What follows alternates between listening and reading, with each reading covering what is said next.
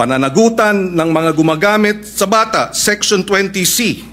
Any person who in the commission of a crime makes use, takes advantage of, or profits from the use of children, including any person who abuses his authority over the child, shall be, or instigate the commission of the crime, shall be imposed the penalty prescribed by law for the crime committed in its maximum period.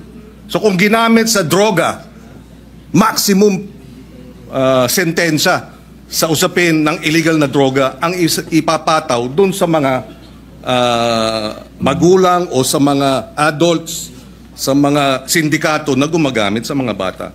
Again, ihiwalay natin yung implementasyon ng batas. Kung mayroong mga kakulungan, dapat managot sila.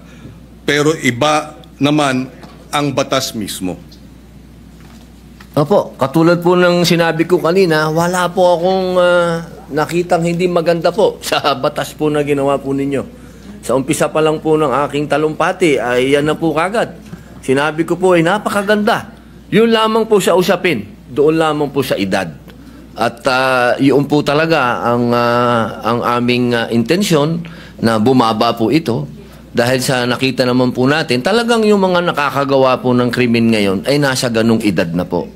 Huwag niyo pong isipin na ang aking amenda ay para guluhin o sirain ang honor ng batas po na yan. Hindi po. Ako po ay isang ayon dyan. Yung lamang pong provision na yun. Kailangan lang naman po talaga nating pag-aralang mabuti dahil sa ngayon po talaga aming ginagalang at mahal na Senador Kiko Pangilinan, iba po kasi ang pinanggagalingan natin. Kayo po ay magaling na abogado. Kayo po ay nasa, medyo ironic lang kasi kayo ang nasa posisyon ng akusado. Ako naman ang nasa posisyon ng biktima. Pero iisa lang po yung ating mithiin, proteksyon na ng mga bata. Bata. Opo. Pero yung mga nakagawa po ng mga heinous crime, hindi ko po talaga tatanggap na tatawagin nating mga bata itong mga